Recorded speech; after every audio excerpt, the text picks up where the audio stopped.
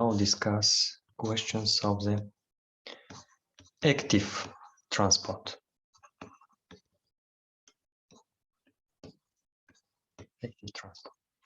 Active transport through cell membrane we can divide into the three basic parts. Active transport as primary active, secondary active, and vesicular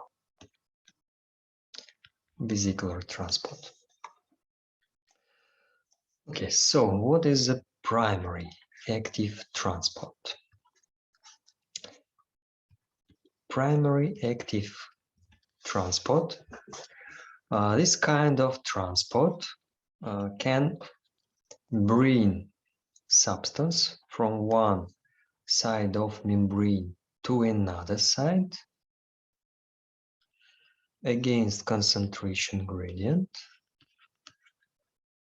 using energy of ATP. So remember membrane.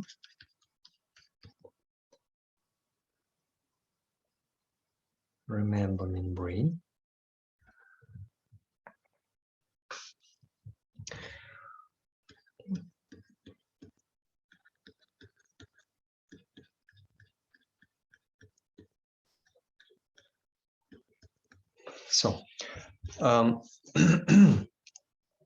primary active transport can carry substance against concentration gradient. Using energy ATP, this molecule has properties of enzyme. It means can break down ATP to the ADP plus phosphate. And this process will release energy. This energy goes to the molecular transformation of the carrier. But before, if it is particular example, like sodium, potassium,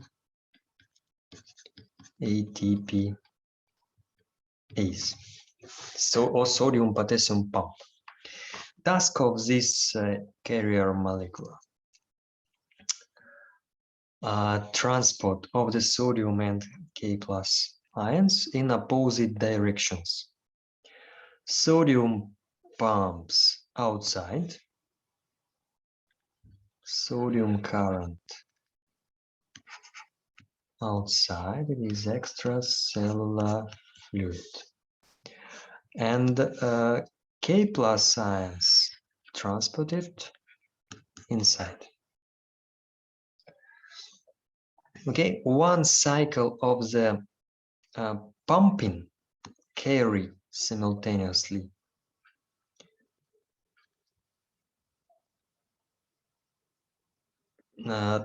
two ions of the potassium, no, 3 ions of the sodium, 3 ions of the sodium, and as response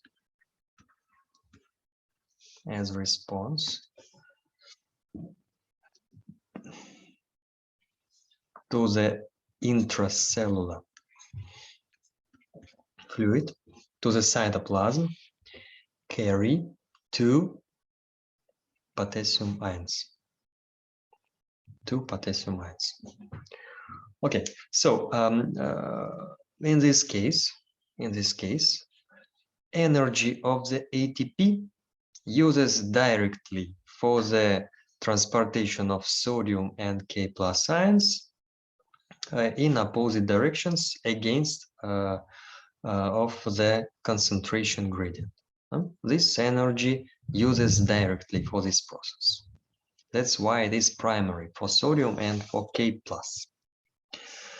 Okay, so these conformational changes happens when all components of the transport, 2 K+ ions and three Na plus ions will be connected with special active zones on the surface of molecule, and in presence of ATP and appearance of enzymatic activity, this protein can formate.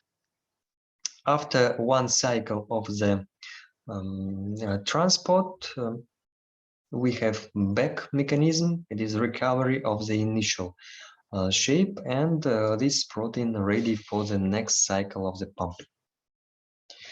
Second one is secondary active. Secondary active.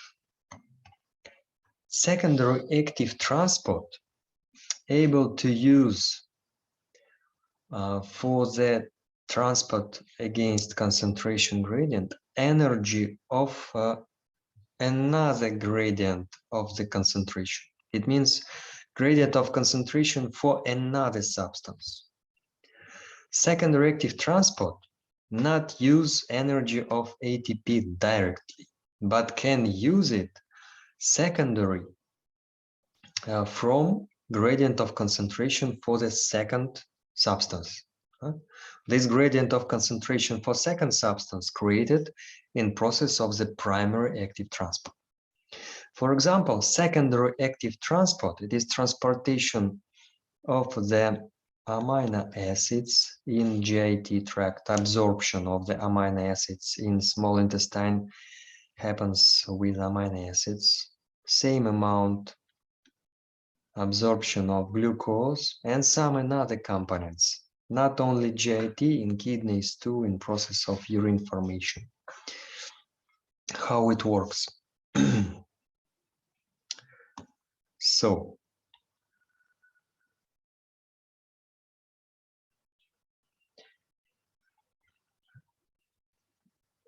for the example, we can choose some epithelial cell that has two membranes with different orientation.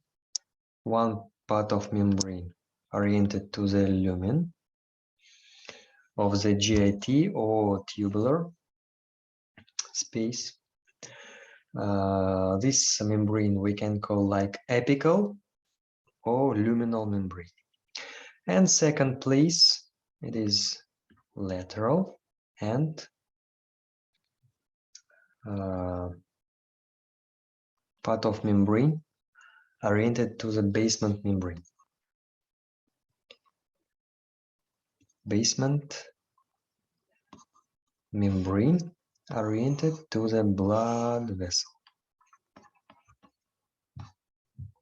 Blood vessel. So, and for this system, we need to transport organic molecule, for example, amino acid, from lumen to the blood. Okay? Amino acid should be transported from lumen of the GIT to blood. How it happens?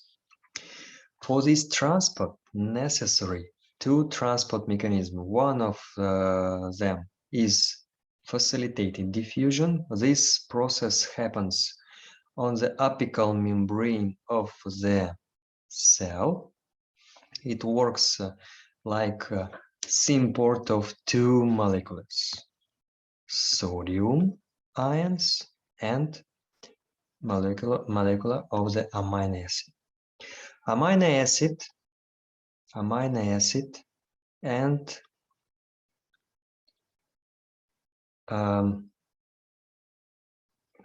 sodium ion should simultaneously connect with transport protein, interact with own active zones. Only after interaction of these active zones simultaneously with both components, amino acid and sodium, this carrier protein can make flip-flop action for the base of this flip-flop is conformational changes of the protein. Okay, so as a result, both components able to be transported to the cytoplasm of the cell, of the epithelial cell. Actually, if we see to this process separately, this process is active, but for properly working of this mechanism, our cell need to prepare. How to prepare? On the basal membrane and lateral membrane, constantly work non-pump like sodium-potassium pump. Sodium-potassium pump required energy of the ATP, ADP plus phosphate from ATP. Okay, so for creation of the concentration gradient for the sodium, our cell use energy of ATP by sodium-potassium pump. This primary transport produce condition for the transportation of glucose, or of amino acid and glucose. Sodium has this concentration gradient, and it is a driving force for functioning of the carrier protein. Direction of the amino acid transportation depends upon level of the sodium concentration gradient. The more concentration gradient, the more effective transportation of the amino acid. So we can conclude that for amino acid, in this case, we have indirect using of the energy of ATP. First of all, it is transformed to the gradient of the sodium ions, transmembrane gradient, and then this gradient is driving force for the activity of symport of sodium with amino acid. So this mechanism work like secondary active. And the last one is vesicular transport. Vesicular transport. In vesicular transport, our cell use membranous elements. Okay, some material surrounded with a phospholipid bilayer, and depends upon direction of the transport. In this case, when material transported with vesicle to the cellular membrane and then interact with membrane and release inner containing to the surrounding extracellular space, we will call this like exocytosis. Opposite direction, when solid material from outside will be transported for formation of the vesicle, and then this vesicle will transport this to the inner cells structures for the processing it. Okay, maybe different aims of this process, maybe feeding of the cell, maybe defensive function of immune defense, for example. So endocytosis maybe act in two variants. Is maybe solid material transportation, maybe liquid material. This is endo. cytosis. And in some cases, vesicular transport can make transportation using microtubules of the inner surface of the inner space of the cell, using special transport proteins for vesicular transport. Okay, it is transportation inside the cell from one place to another. It is vesicular transport too.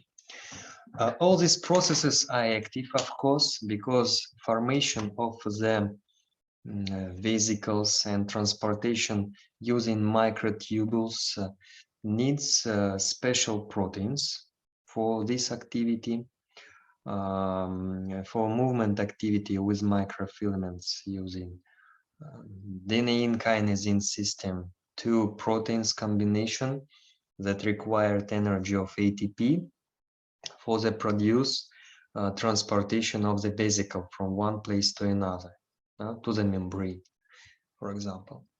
Then docking process using special proteins on the surface of the vesicle needs for the connection with the inner surface of membrane.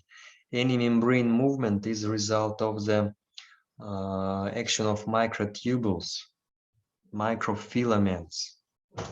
Okay, and then this vesicle using this anabolic process, creation of microtubules for making of the deformation of membrane to produce invagination for endocytosis or make docking. All these processes required energy ATP. That's why this transport is active. Okay, so finally, I want to conclude once again about transport mechanisms. We divide it to the two parts, active and passive. And passive. Active consists of the primary active, secondary active, and